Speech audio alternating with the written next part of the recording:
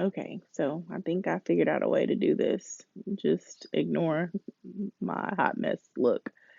But anyways, so the message I wanted to share with y'all is how God has came into my life and really worked like miracles, you know.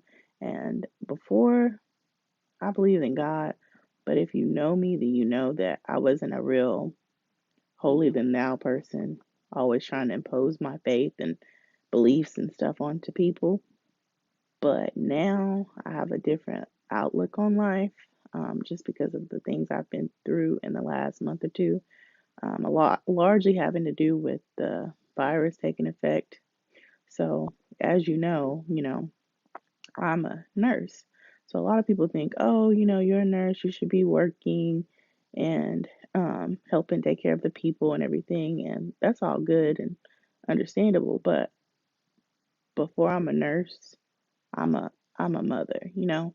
So I just kind of felt obligated to both, not sure how to go about um, handling it all, because I don't want to let anyone down, whether it be, work wise or home wise. I have a family, and as do everyone else, but this was weighing on me pretty heavy. And so I wasn't sure what to do about it because my first mind and my heart was to stay here with my family and take care of them. But I also wanted to help people. That's why I became a nurse. And so it was just a continuous struggle for me.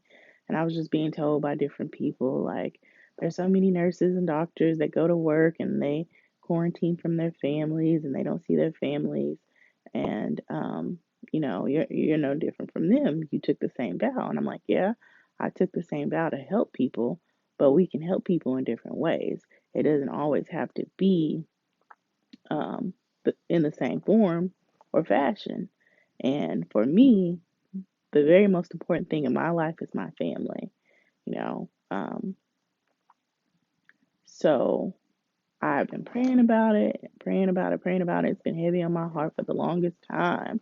And I just wasn't sure what to do about it. And God just kept telling me, hold on, sit still, sit tight. I'm going to show you, what direction you're supposed to go in.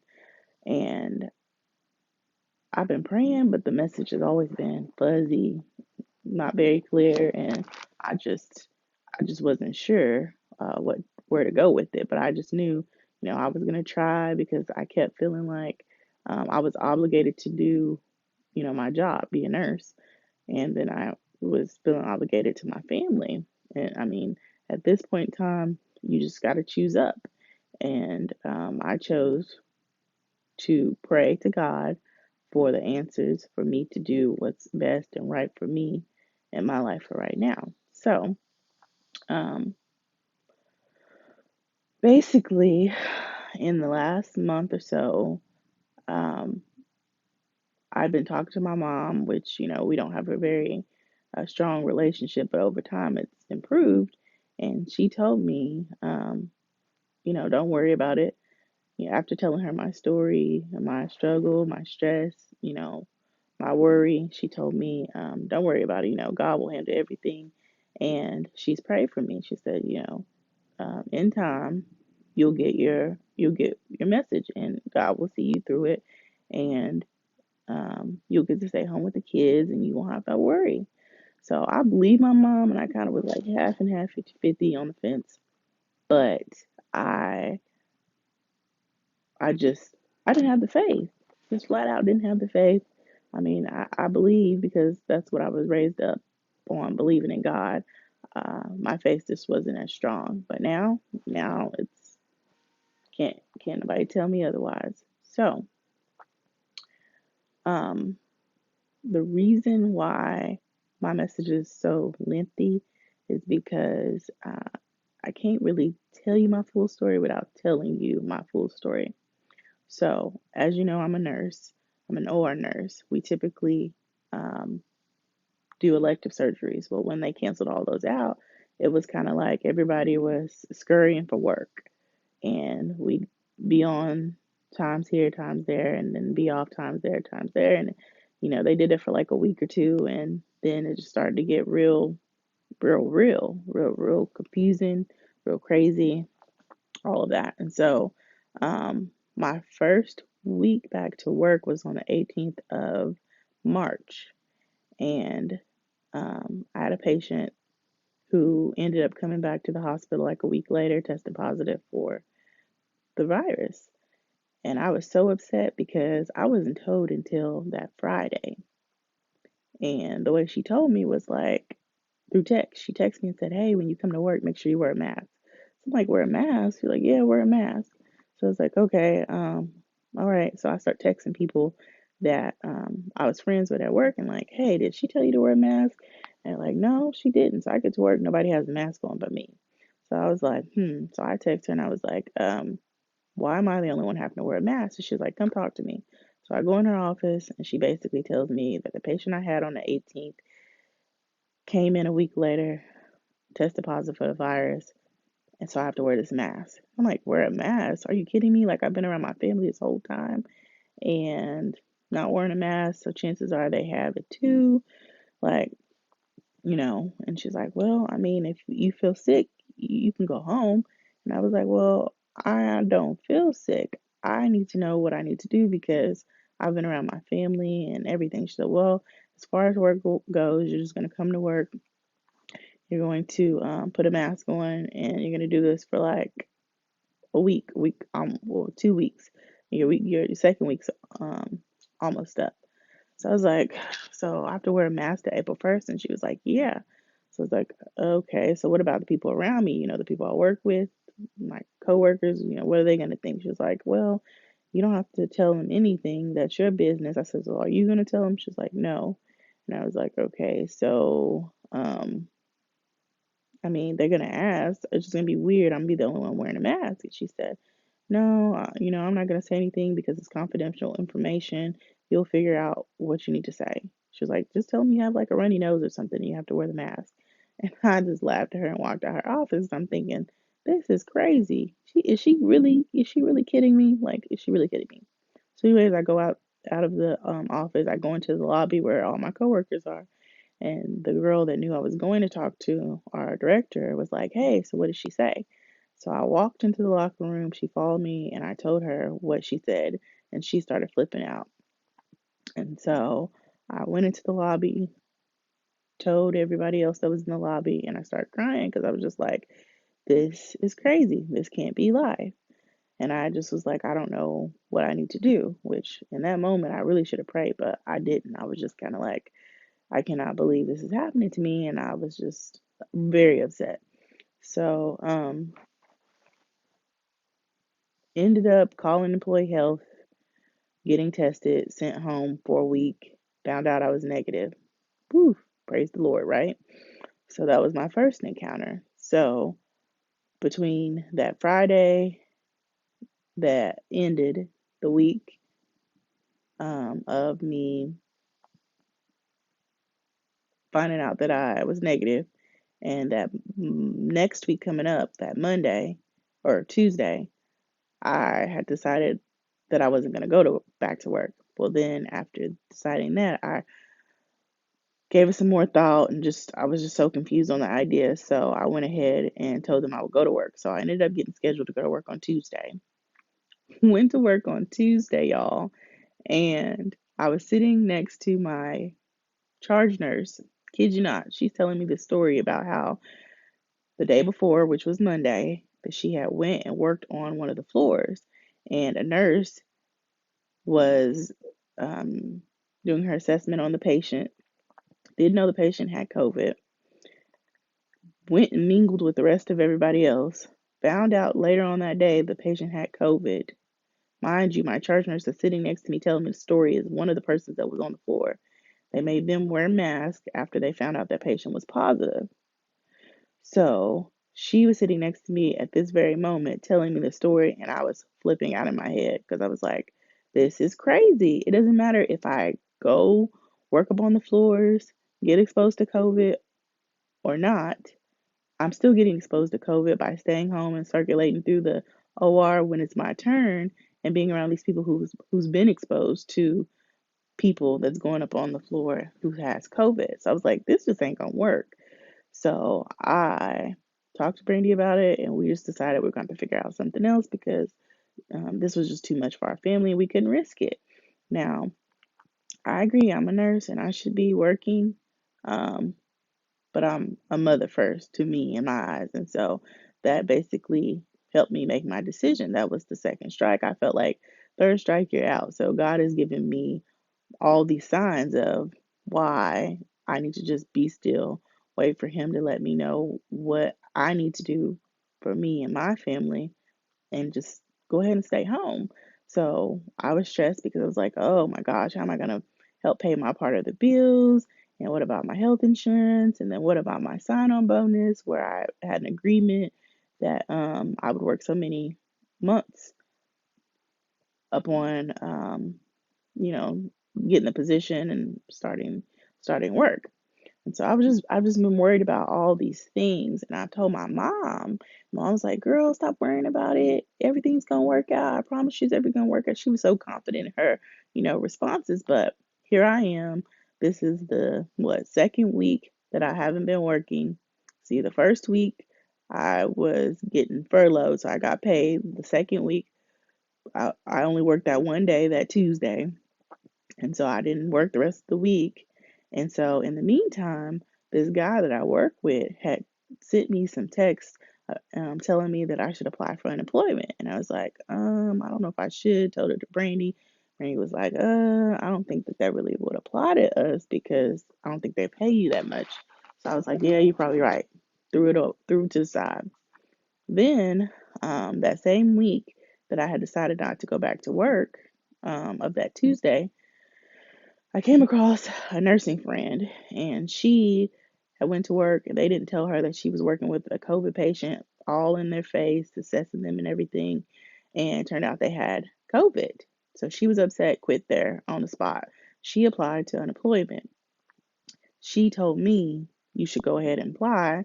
This is what happened to me, with me. I'm sure there's a way for you to get what you need out of it. And I was like, you're probably right. So I posed it to Brandy again, and she was like, yeah, but her situation's different. Probably don't, it probably don't apply to us.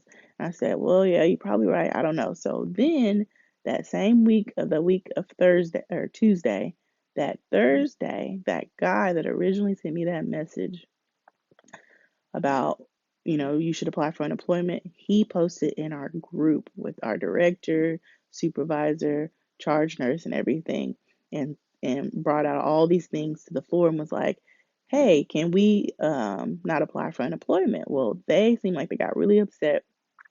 They posted in the group and said, hey, let's take this, out of the group. Let's take this to the side. Come talk to us in our office. So I knew right then, God is giving me my answer. 1, 2, 3 strikes, you're out. That's my answer. I need to apply to unemployment because there's a reason why they didn't speak in the group about it. They don't want all of us to know that and feel like, we have to go to work. They don't want us to all jump at once, I guess. I don't know. So I was like, if I don't jump on this right now, then I mean, I just missed my shot. So my answer. So I called my mom. I told my mom and was like, yeah, let's apply. So she went through the whole process with me and everything. She told me, you're going to get it. This is how it works. You'll have it in no time.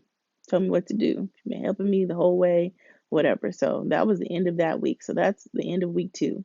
So week 3 comes. That's this third week of not working, the second week of no pay. So I'm stressing, you know, trying to figure out what I'm going to do. Got to have a plan, thinking I could get some type of work from home job, possibly, just trying to figure everything out, seeking answers in different places and everything, and didn't didn't figure it out still. So I was just like,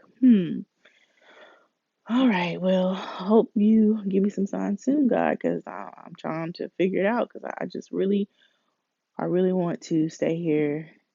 I think this is the best thing for me is to stay with my family, and when things calm down, I can be a nurse later. So I've just been praying to Him, not really knowing, my answers and stuff.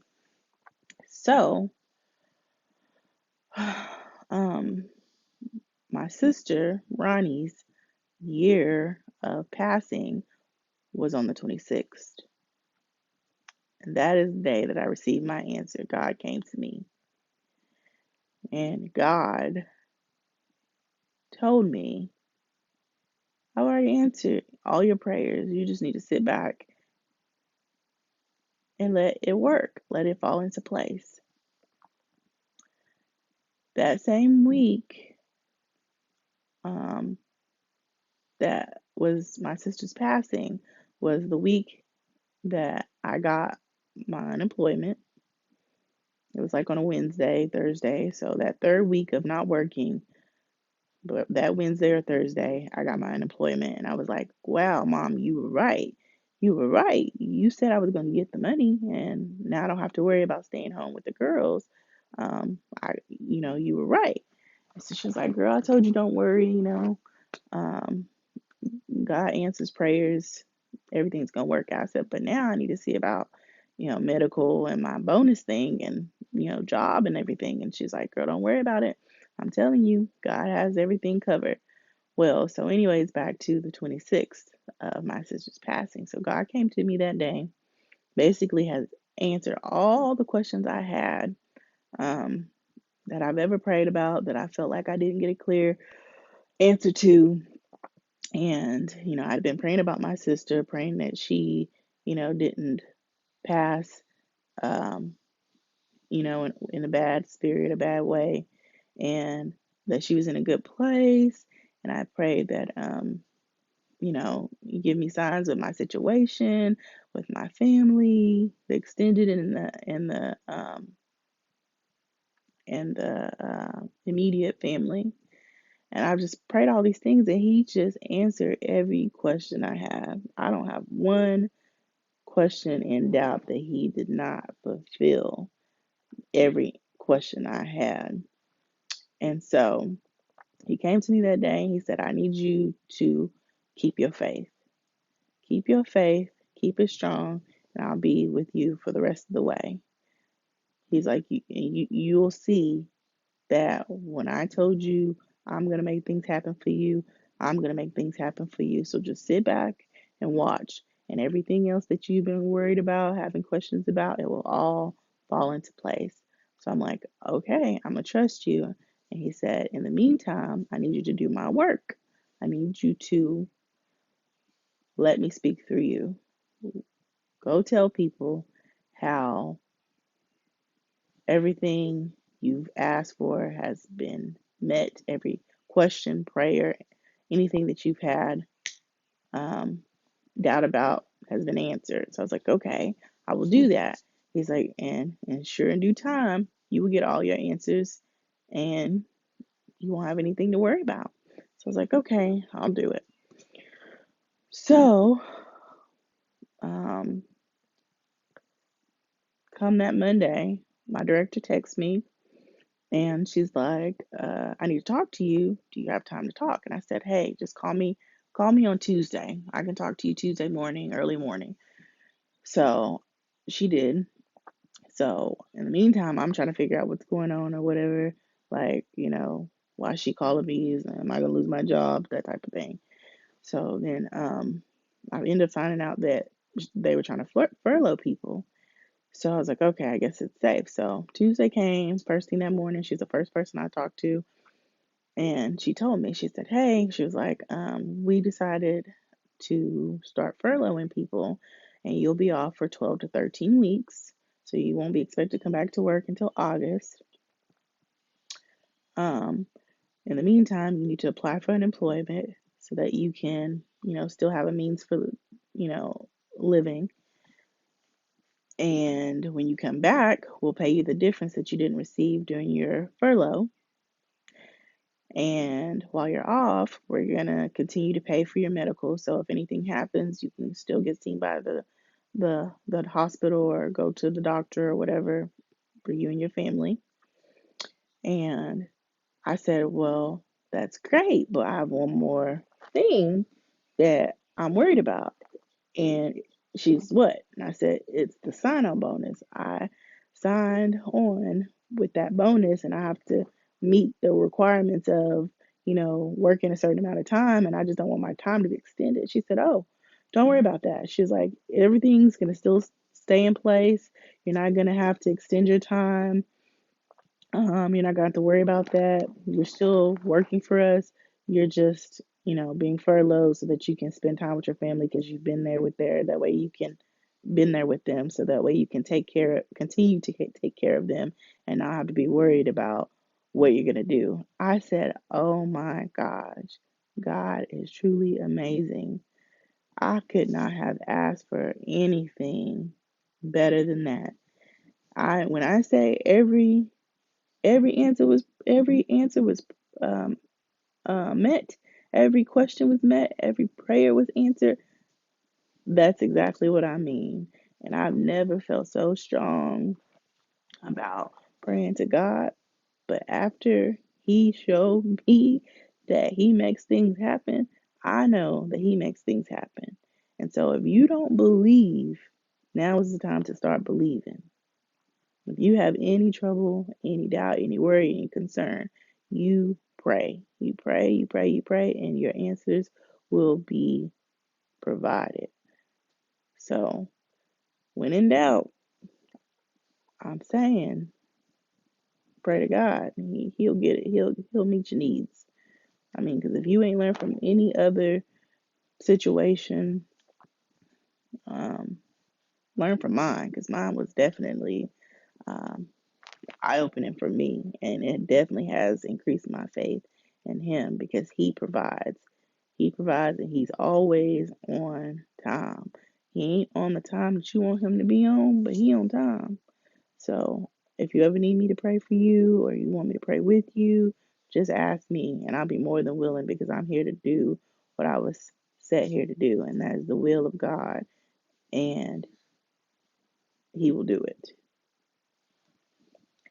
Told you it was a good message. I hope you received it all. Y'all have a good day. Love y'all.